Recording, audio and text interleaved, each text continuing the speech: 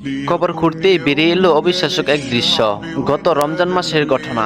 আরবের কয়েকজন যুবক তাদের মসজিদের ইমামের কাছে এসে চোখের পানি ফেলে একটি সত্য ঘটনা শোনালেন। তারা বললেন, হে শায়েখ, গত বছর আমাদের মা মারা গিয়েছিলেন। এবছর রমজান মাসে কবরস্থান থেকে আমাদের জানানো হলো যে মায়ের কবরটি আজ খোলা হবে। আরবের দেশগুলোতে জায়গার অভাবে নির্দিষ্ট সময়ের পর কবর খুলে দেহ বিশেষ অন্য স্থানে সরিয়ে ফেলার নিয়ম আছে। ছেলেরা ভাবলো, কবর যখন খোলাই হচ্ছে তখন শেষবারের মতো মায়ের অন্তত হাড়গোড়গুলোই একটু দেখে নেই। কবর খোলার পর তারা ভিতরে ঢুকেই দেখলেন কাফনটি ঠিক আগের মতোই আছে।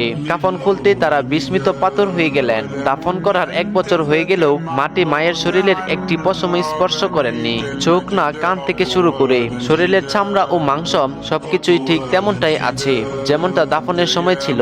এই দৃশ্য দেখে কবরস্থান কর্তৃপক্ষ ঘোষণা করলো, এই কবর আর কোনোদিনও পরিবর্তন করা হবে না। এটি এই মহিষী নারীর জন্য চিরস্থায়ী থাকবে। ছেলেরা জানতো তাদের পরিবার বেশ ধনী, কিন্তু মায়ের মৃত্যুর পর তারা দেখলেন মায়ের নামে অনেক টাকার ঋণ জমে আছে। তারা অবাক হলেন, এত টাকা থাকা সত্ত্বেও মা কেন মানুষের কাছে ঋণী ছিলেন। অনুসন্ধান করে তারা জানতে পারলেন। তা শোনার পর সবাই অবাক হয়ে গেল।